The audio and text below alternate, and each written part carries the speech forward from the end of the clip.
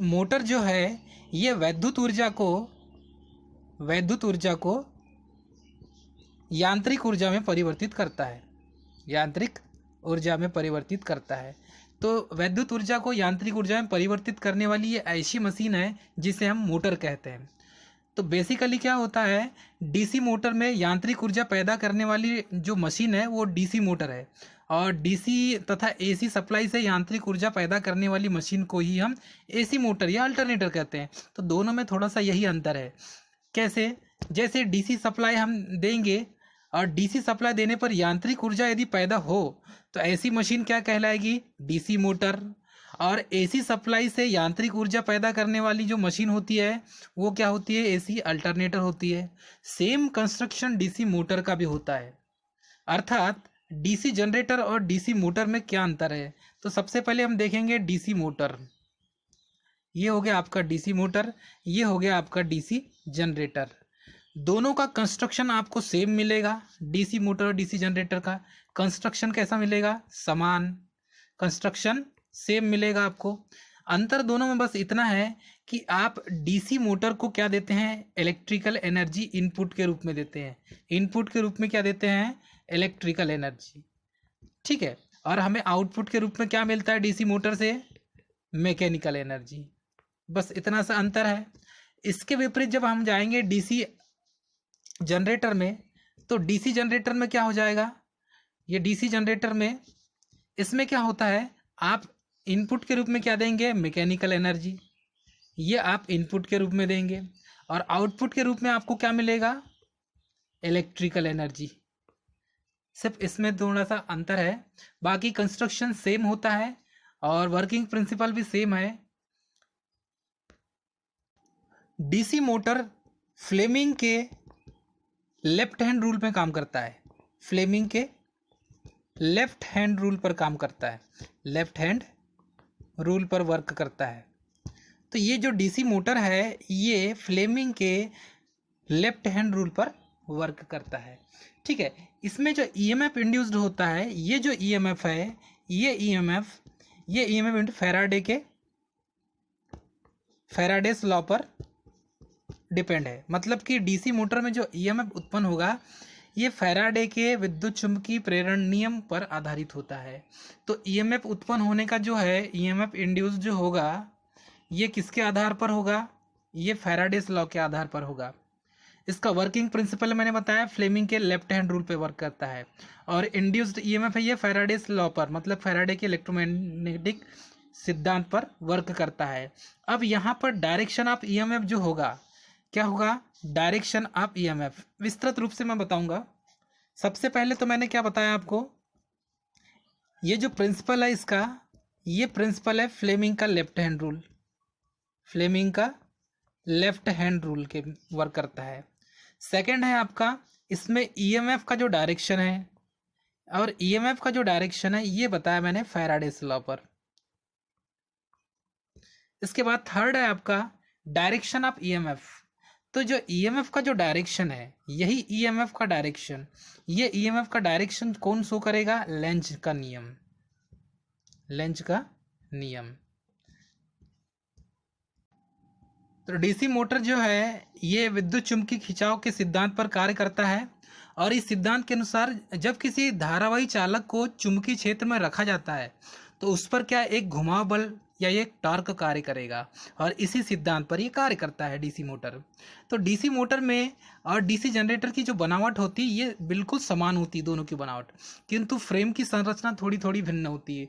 Frame थोड़ा सा आपको डिफरेंट मिलेगा। उसके बाद ये जो डीसी मोटर की जो घूर्णन की जो दिशा है, मतलब डायरेक्शन ऑफ रोटेशन, ये फ्लेमिंग के बाएं हाथ नियम या लेफ्ट हैंड नियम पर आधारित है, ठीक है। फ्लेमिंग का लेफ्ट हैंड अर्थात वाम हस्त नियम देखेंगे हम, लेफ्ट हैंड रूल।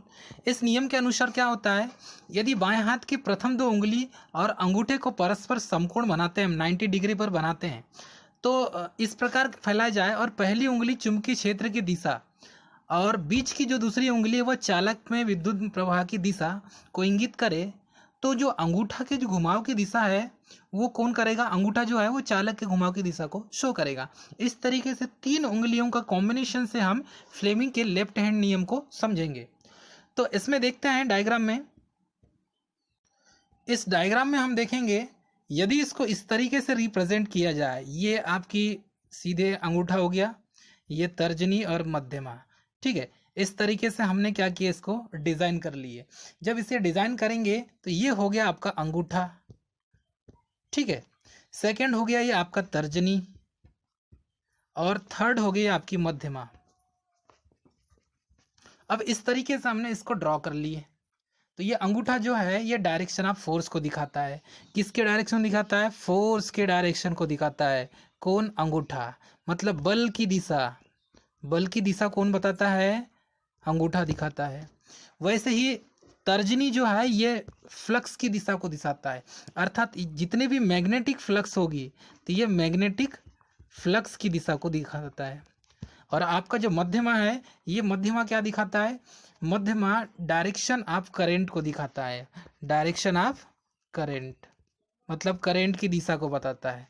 तो ये जो मध्यमा हो गई आपकी करंट की दिशा को बताएगा, ठीक है। तर्जनी जो है ये मैग्नेटिक फ्लक्स की दिशा को दिखाएगा, और जो आपका अंगूठा है ये बल की दिशा मतलब फोर्स का डायरेक्शन ऑफ फोर्स को दिखाएगा। तो इस तरीके से हम फ्लेमिंग के लेफ्ट हैंड नियम को समझ सकते हैं। अब इसी डायग्राम में हम इसको देखेंगे। इसी डायग्राम में ये अंगूठा हो गया आपका, ये आपकी तर्जनी हो गई, और ये जो है आपकी मध्यमा हो गई। ये क्या है, मध्यमा। ये हो गई आपकी तर्जनी, ये हो गया आपका अंगूठा। देखिए बीच में ये एन और एस पोल वाला एक चुंबकीय क्षेत्र है। ये दो इलेक्ट्रोमैग्नेट है, ये एस पोल है, ये एन पोल है, ये एस पोल है और ये एन पोल है। अब यहाँ पर बीच में एक कंडक्टर रखा हुआ है, ये क्या है, कंडक्टर। और इस कंडक्टर में क्या है, करंट फ्लो हो रही है। अब ये कंडक्टर किसी चुंबकीय क्षेत्र में रखा हुआ है, इसका डेफिनेशन यहीं से बन जाएगा, ठीक है। किसी कंडक्टर को किसी चुंबकीय क्षेत्र में रखेंगे तो उसमें जो है ये अंगूठा ये फोर्स का डायरेक्शन बताएगा, तर्जनी बताएगा मैग्नेटिक फ्लक्स का डायरेक्शन, और मध्यमा आपको दिखाएगा करंट का डायरेक्शन। तो इस तरीके से आप इसे समझ सकते हैं, ठीक है। आशा करता हूं आपको ये समझ में आ गया है। तो basic theory of DC motor में क्या होता है, जब किसी करंट कैरिंग कंडक्टर को, तो ये जो कंडक्टर है ये करंट कैरिंग कंडक्टर है, मतलब कि करंट ले जा रहा हुआ कंडक्टर है, को मैग्नेटिक फील्ड में प्लेस्ड किया जाता है। मतलब ये मैग्नेटिक फील्ड है, एन और एस पोल बन रहे हैं, ये दोनों क्या है, ये मैग्नेटिक फील्ड में प्लेस्ड किया गया किसी कंडक्टर को, ठीक है। तो इसे मैग्नेटिक फील्ड में प्लेस करें, उसके बाद क्या हो जाएगा, मैग्नेटिक फील्ड के परपेंडिकुलर एक फोर्स कार्य करेगा। इसके कौन सा, ये वाला फोर्स कार्य करेगा मैग्नेटिक फील्ड के परपेंडिकुलर में, ठीक है, मतलब लंबवत। तो मैग्नेटिक फील्ड के लंबवत एक फोर्स कार्य कर रहा है, और जो उसे क्या करेगा, एक मैग्नेटिक फील्ड से बाहर करने की कोशिश करेगा।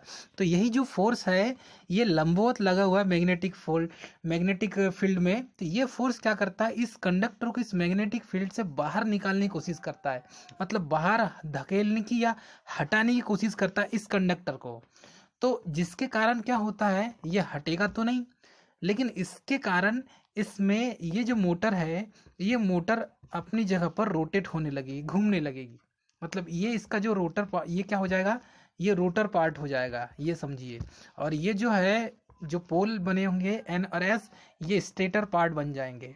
और इस तरीके से जब भी किसी मैग्नेटिक फील्ड में किसी कंडक्टर को प्लेस्ड किया जाएगा, ठीक है, जो ऐसा कंडक्टर होना जो करंट कैरिंग कंडक्टर हो, ठीक है, तो उस कंडक्टर को इस मैग्नेटिक फील्ड के बीच में रखेंगे, तो यहाँ पर एक अलग से एक मैग्नेटिक फील्ड से से अलग हटाने के लिए एक फोर्स वर्क करेगा, अर्थात इस कंडक्टर पर एक फोर्स कार्य करेगा, जिसके कारण इस कंडक्टर को ये क्या करेगा, मैग्नेटिक फील्ड से हटाने का कार्य करेगा, जिसके कारण हमारा आर्मेचर अर्थात रोटर पार्ट घूमेगा और हमें इलेक्ट्रिकल एनर्जी मैकेनिकल एनर्जी के रूप में प्राप्त होने लगेगी।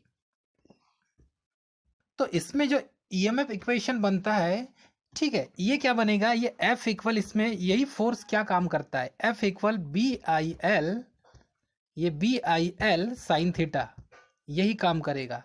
तो ये इक्वेशन क्या बना इसका, F equal BIL sine theta.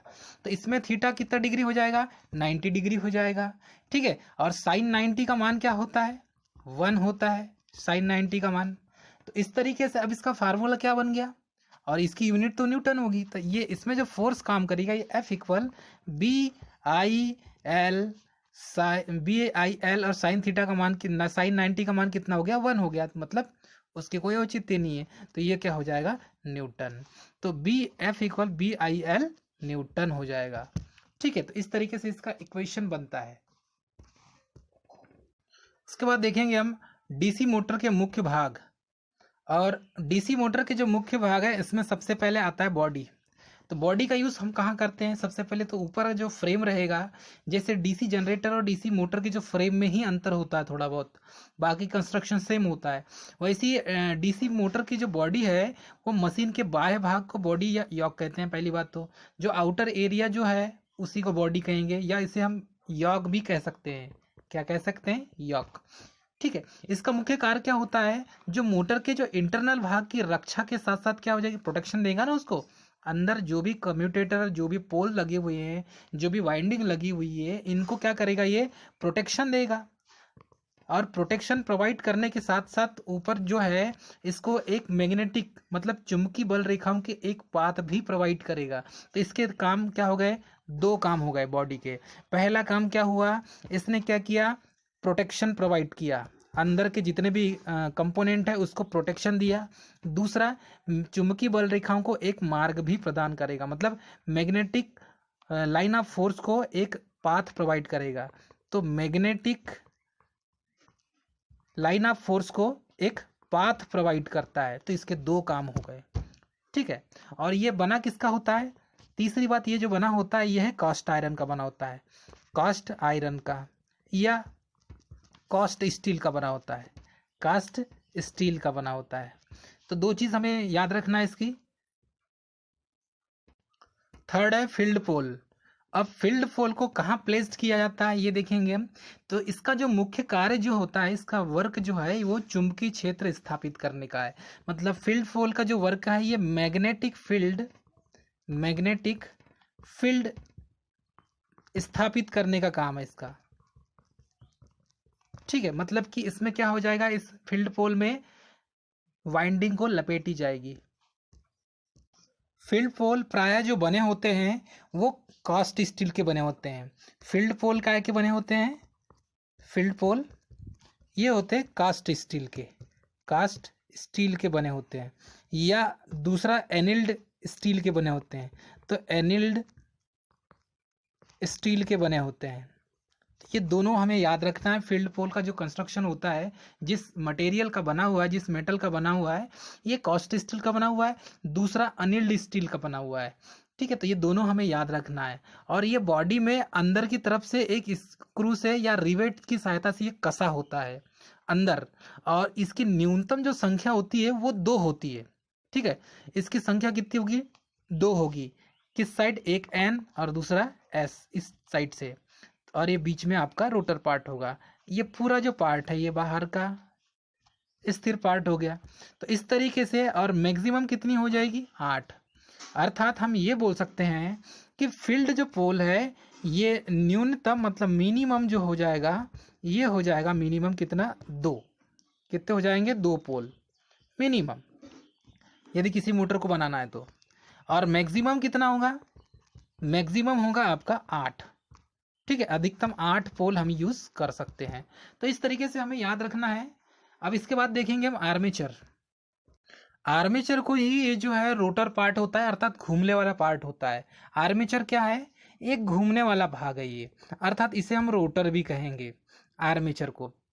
ठीक है, और ये किसका बना होता है, पहली बात तो ये छोटी छोटी सिलिकॉन स्टील की पट्टियों का बना होता है, अर्थात सिलिकॉन स्टील की पट्टियों का बना होता है ये। ध्यान रहे, सिलिकॉन स्टील पट्टी का क्यों बनाया जाता है, और इसको ये जो पट्टी होती है इस रिड को या इस पट्टी को जोड़कर बनाया जाता है ताकि इसमें हिस्टेरिसिस लॉस ना हो।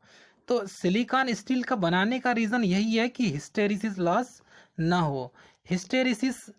हिस्टेरिसिस लॉस को कम करने के लिए हम क्या बनाते हैं, आर्मेचर का जो रोटर पार्ट है वो सिलिकॉन स्टील का बनाते हैं।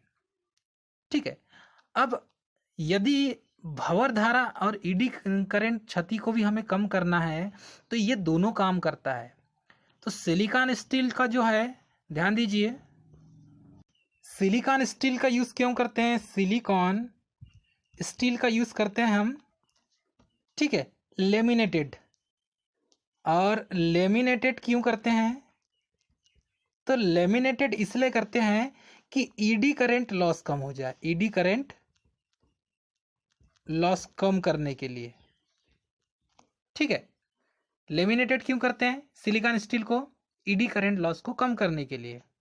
और सिलिकॉन स्टील का क्यों बनाते हैं, हिस्टेरिसिस लॉस कम करने के लिए, हिस्टेरिसिस लॉस कम करने के लिए। तो दोनों में अंतर यही है पर्टिकुलर। सिलिकॉन स्टील का इसलिए बनाते हैं कि हिस्टेरिसिस लॉस कम हो जाए, और उससे लेमिनेटेड पट्टी को क्यों करते हैं, यही सिलिकॉन स्टील पट्टी को लेमिनेट करते हैं कि ईडी करंट लॉस कम हो जाए। तो ये दोनों में इतना अंतर है। अब इस आर्मेचर में, आर्मेचर कॉइल स्थापित करने के लिए इसमें क्या बने होते हैं, स्लॉट्स बने होते हैं, और स्लॉट्स कटे हुए होते हैं। और आर्मेचर में लेप वाइंडिंग में समांतर पथों की संख्या पोल की संख्या के बराबर और वेव में 2 होती है। तो सबसे पहले तो जो लेप वाइंडिंग है, इस लेप वाइंडिंग को समझेंगे। लेप वाइंडिंग में क्या होगे, समांतर पथों की संख्या बराबर पोल की संख्या हो जाएगी।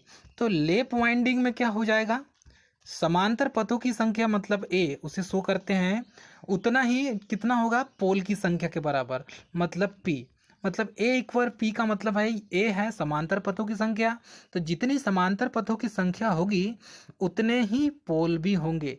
तो लेप वाइंडिंग का मतलब वही है, लेप वाइंडिंग में समांतर पथों की संख्या बराबर नंबर ऑफ पोल्स होंगे। वैसे ही वेव वाइंडिंग में क्या हो जाएगा, वेव वाइंडिंग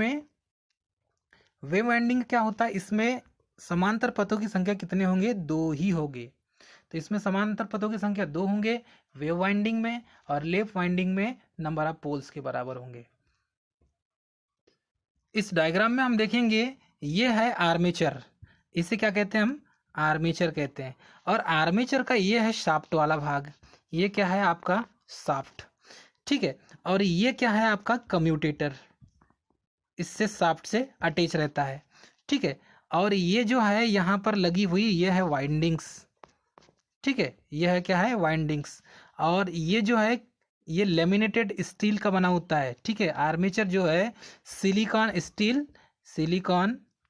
स्टील लेमिनेटेड बना होता है, सिलिकॉन स्टील लेमिनेटेड। तो लेमिनेटेड क्या होता है, ताकि इसमें कोई प्रॉब्लम ना हो, ताकि इसमें सिलिकॉन स्टील का इसलिए बनाते हैं कि हिस्टेरिसिस लॉस ना हो, और लेमिनेटेड इसलिए करते हैं क्योंकि एडी करंट लॉस ना हो, इसलिए इसका यूज़ हम करते हैं। इसके बाद देखेंगे हम कम्यूटेटर, और कम्यूटेटर का यूज़ बहुत इम्पॉर्टेंट है डीसी मोटर में, विदाउट कम्यूटेटर के कुछ नहीं होगा। तो ये जो कम्यूटेटर है इसे हम बनाते हैं, जो मेड बना होता है ये हार्ड राउंड कॉपर का बना होता है, अर्थात कठोर कर्षित तांबे का बना होता है, हार्ड राउंड कॉपर का बना होता है, अर्थात ये किसका बना है, तांबे का बना है, ठीक है। और ये क्या होता है, मोटी जो हार्ड राउंड कॉपर, जो उनकी मोटी पत्ती जो होती है वो बेकलाइट के साथ उसके बेस में कस दिया जाता है ताकि वो अपनी जगह से हटे ना। और यह आर्मेचर के शाफ्ट में लगा होता है। तो जो आर्मेचर पार्ट है उसी के साथ उसी के शाफ्ट में, अर्थात ये शाफ्ट हो गया, इस शाफ्ट में क्या क्या लगा रहेगा, इस शाफ्ट में आपका आर्मेचर भी लगा रहेगा, और उसके आगे जो साइड में है ये कम्यूटेटर लगा होगा। तो इसे समझिए कि ये जो है ये कम्यूटेटर है, ये क्या है कम्यूटेटर, और ये क्या है आपका आर्मेचर। इस तरीके से आप समझ सकते हैं। और ये बाहर वाला पार्ट क्या है, ये शाफ्ट है आपका, इधर भी शाफ्ट निकला हुआ है, ठीक है। इस तरीके से आप समझ सकते हैं। बैक ईएमएफ देखेंगे, और बैक ईएमएफ जो है विद्युत वाहक बल जिसे कहते हैं, बैक ईएमएफ विरोधी विद्युत वाहक बल। इसमें क्या होता है, फैराडे के विद्युत चुम्बकीय प्रेरण के नियम के अनुसार क्या है, जब मोटर के आर्मेचर में फील्ड पोल द्वारा स्थापित ये जो चुंबकीय फ्लक्स के कारण इसका विरोध जब करता है ये, ठीक है, तो जो विद्युत वाहक बल जो उत्पन्न होगा उसी विद्युत वाहक बल का ये क्या करेगा, विरोध करेगा, और विरोध करने के कारण यही बैक ईएमएफ उत्पन्न होता है और इसे बैक ईएमएफ कहते हैं। अर्थात जिससे उत्पन्न हुआ है उसी का विरोध करता है।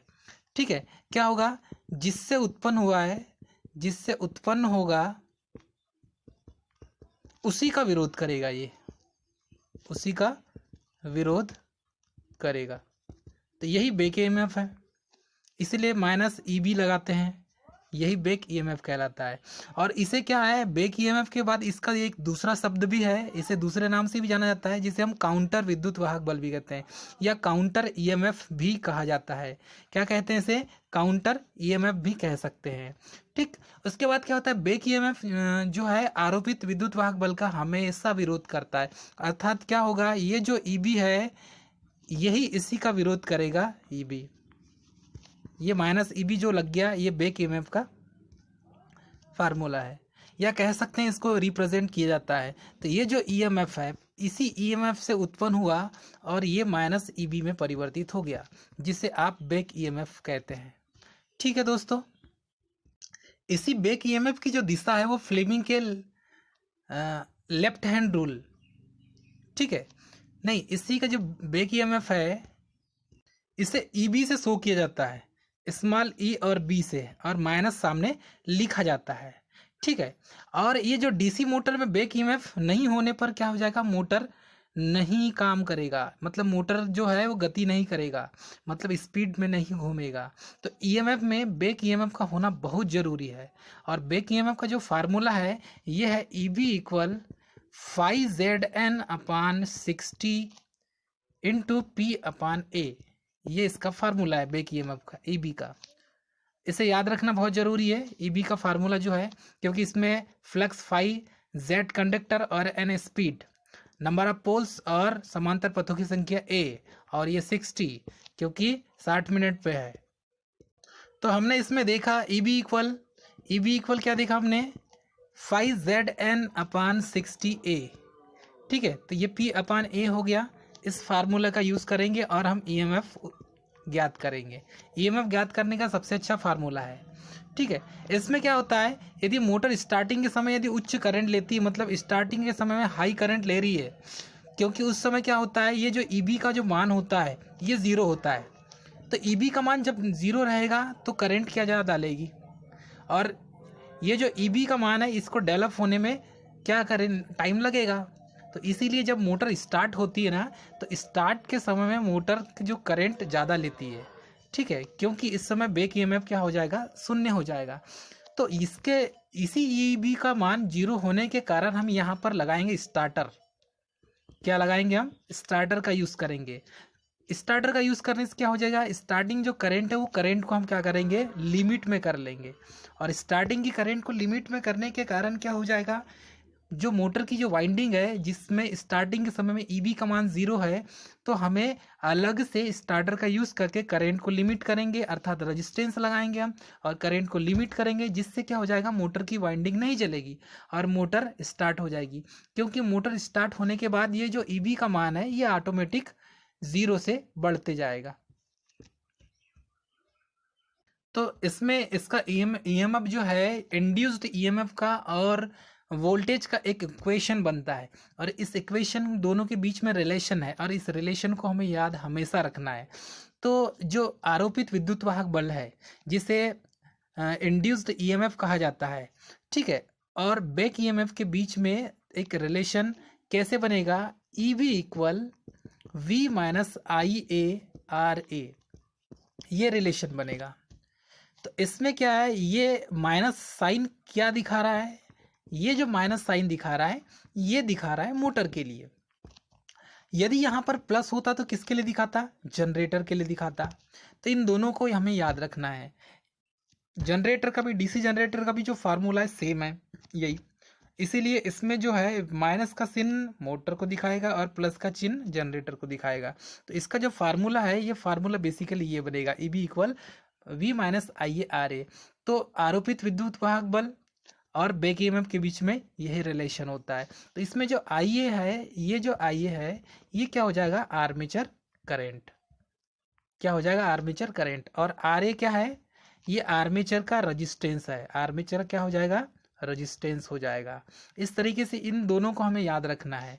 और ये जो अप्लाई वोल्टेज है जो इनपुट के रूप में दे रहे हैं, अर्थात इसे हम ऐसा भी समझ सकते हैं, E V equal V minus I A R A.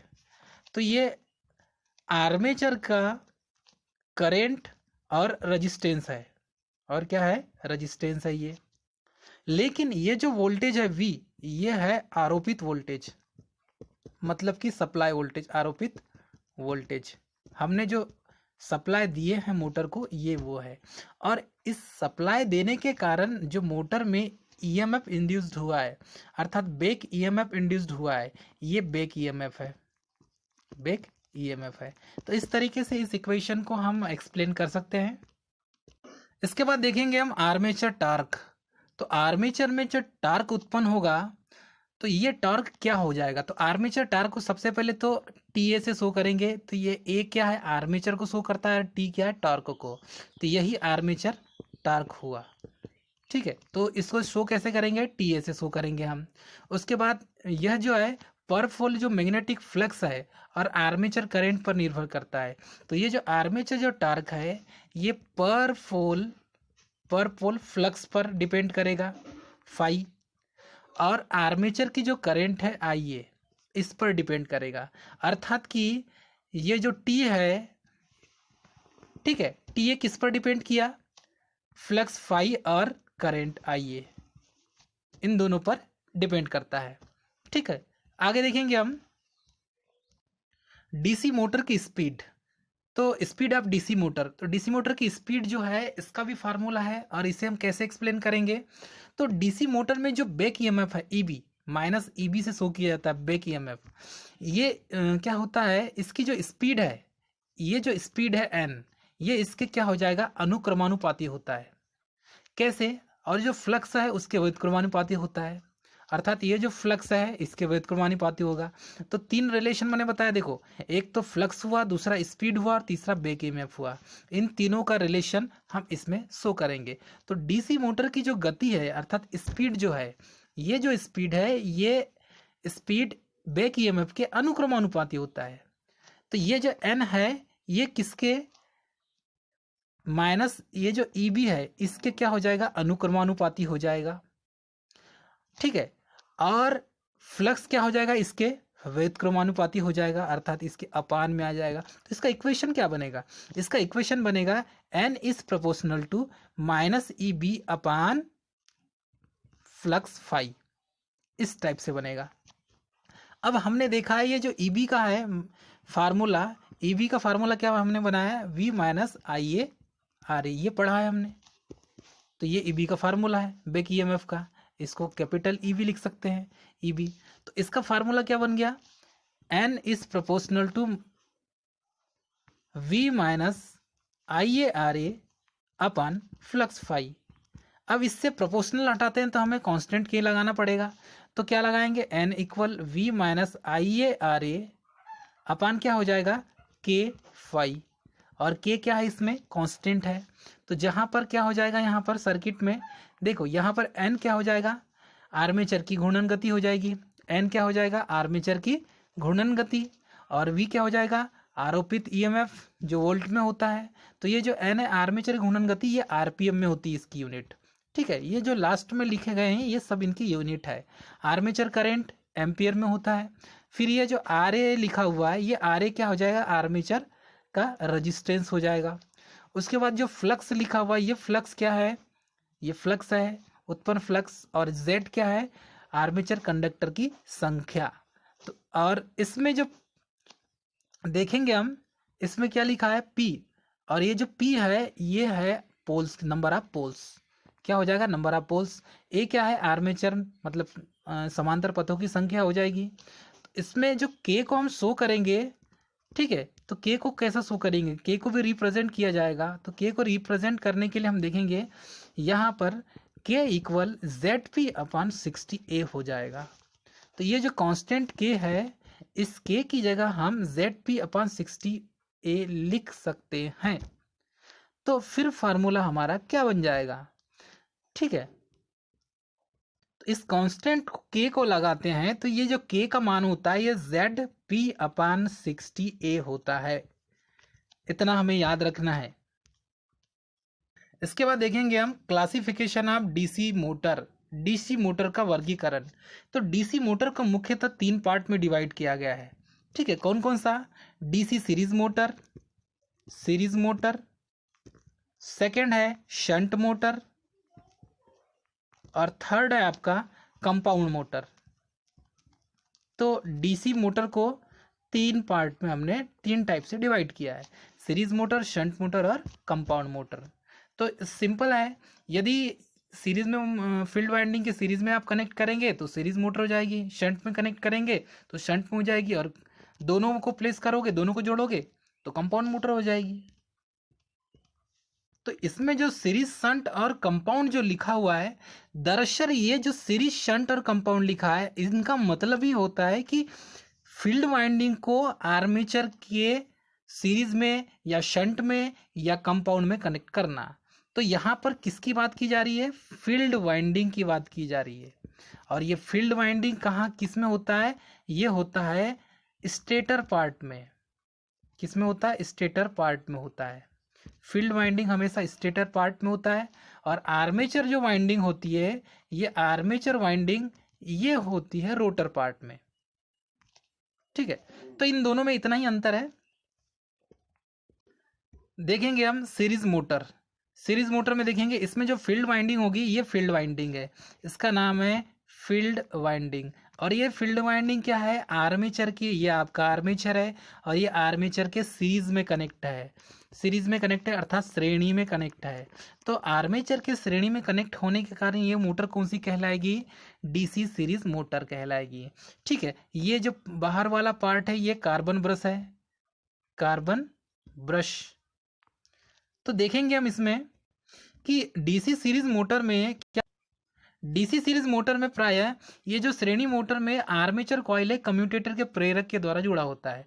तो कम्यूटेटर का जो सेगमेंट होता है उसमें सीरीज मोटर में आर्मेचर कॉइल कम्यूटेटर के साथ कनेक्ट रहता है। और इसकी जो फील्ड वाइंडिंग होती है, ये जो फील्ड वाइंडिंग है ये मोटे तार की होगी, अर्थात मोटे तार की होगी तो कम फेरे होंगे, कम फेरे होंगे। इस तरीके से इसे सीरीज में कनेक्ट करते हैं। तो डीसी सीरीज मोटर की जो फील्ड वाइंडिंग होगी वो मोटे तार की होगी और कम फेरे होंगे, अर्थात कम टर्न होंगे। ये हमें याद रखना है। और इसमें जो स्टार्टिंग टार्क होता है, तो ये स्टार्टिंग टार्क जो होता है वो फुल लोड टार्क का, ये जो टार्क है फुल लोड का कितने गुना हो जाएगा? 5 गुना हो जाएगा, अर्थात 5 से हम मल्टीप्लाई करेंगे। इसलिए इसे कभी भी लोड रहित अवस्था में नहीं चला सकते हम, क्योंकि इसका फुल लोड का कितना है? 5 गुना हो गया। अब starting torque full load torque का 5 गुना है, अर्थात यदि इसको हम स्टार्ट कर दें नो लोड की कंडीशन में तो ये तो अपनी जगह से उखड़ जाएगा, अर्थात इसकी वाइंडिंग भी उखड़ जाएगी और वाइंडिंग भी जल जाएगी और बहुत भयावह स्थिति पैदा हो जाएगी। तो इसी कंडीशन को हम रोकने के लिए क्या करते हैं? इसे लोड रहित अवस्था में ही चालू करते हैं। मतलब लोड जब तक कनेक्ट नहीं होगा, विदाउट लोड इसे स्टार्ट नहीं किया जा सकता। कहने का मतलब ये है, जब तक लोड कनेक्ट नहीं होगा, लोड को कनेक्ट करेंगे तब ही इसे चालू करेंगे, नहीं तो इसे हम चालू नहीं करेंगे, क्योंकि इसमें स्टार्टिंग टार्क जो होता है फुल लोड टार्क का 5 गुना होता है। इसलिए इसे विदाउट लोड स्टार्ट नहीं करते। और इसका उपयोग जो है ये रेल इंजन में, उपयोग कहाँ कहाँ करते हैं इसका? रेल इंजन में करते हैं, क्रेन में करते हैं, ट्रैक्शन आदि, मतलब कि रेलवे में सभी जगह डीसी सीरीज मोटर का यूज होता है। तो रेलवे के जितने भी इंजन होंगे उसमें डीसी सीरीज मोटर का यूज किया जाएगा, क्योंकि इसकी जो पावर है ये ज़्यादा होती है। ठीक है, टार्क अधिक होता है, स्टार्टिंग टार्क बहुत उच्च होता है। एक और पॉइंट इसमें मोस्ट इम्पॉर्टेंट है, यदि किसी कोई डीसी मोटर वर्क कर रही है और कौन सी मोटर हो? वो डीसी सीरीज मोटर हो, और ये वर्क कर रही है और इसकी फील्ड वाइंडिंग अचानक से ओपन हो जाए, अर्थात कि फील्ड वाइंडिंग क्या हो जाएगी? ये जो फील्ड वाइंडिंग है ये खुल जाए, ओपन हो जाए, तब की कंडीशन में क्या हो जाएगी? तब की कंडीशन में ओपन सर्किट की तरह ये मोटर चलना जाएगी और मोटर रुक जाएगी। मतलब कि ये जो मोटर है डीसी सीरीज मोटर, ये ओपन सर्किट हो जाएगी। ओपन सर्किट हो जाएगी क्योंकि वाइंडिंग खुल गई, सप्लाई टूट गया। तो ये मोटर रुक जाएगी। क्या हो जाएगी? मोटर रुक जाएगी। बहुत सारे इसमें ऑप्शन दिए रहते हैं और उसमें भ्रांतियाँ उत्पन्न हो जाती है बहुत सारे स्टूडेंट को, तो ये नहीं होना चाहिए। तो सीरीज मोटर में निम्न टार्क पर गति उच्च होती है, मतलब कि जब टार्क जो है, ये जो टार्क है ये कम होगा तो इसकी स्पीड जो होगी एन, स्पीड क्या हो जाएगी? अधिक हो जाएगी। इसकी स्पीड क्या होगी? अधिक होगी। ये याद रखना है, डीसी सीरीज मोटर का ये बेसिक फंडा है। टार्क कम लेकिन इस डीसी सीरीज मोटर का टार्क कम लेकिन स्पीड अधिक हो जाएगा, ठीक है। और डीसी सीरीज मोटर में कम लोड पर हाई स्पीड होती है। लोड यदि कम रहे तो एन भी क्या हो जाएगा? हाई हो जाएगा, स्पीड हाई हो जाएगा। और डीसी सीरीज मोटर में जो लोड बढ़ने पर डीसी सीरीज मोटर का जो टार्क क्या है? बढ़ते जाता है। यदि लोड बढ़ेगा, अर्थात क्या कर रहे हैं हम? ये लोड को बढ़ा रहे हैं तो टार्क भी बढ़ेगा। ये भी याद रखना है आपको, लोड बढ़ेगा तो टार्क बढ़ेगा, दोनों सिक्वेंशियल बढ़ते हैं। लोड बढ़ेगा तो डीसी सीरीज मोटर का टार्क भी बढ़ेगा, ये हमें याद रखना है।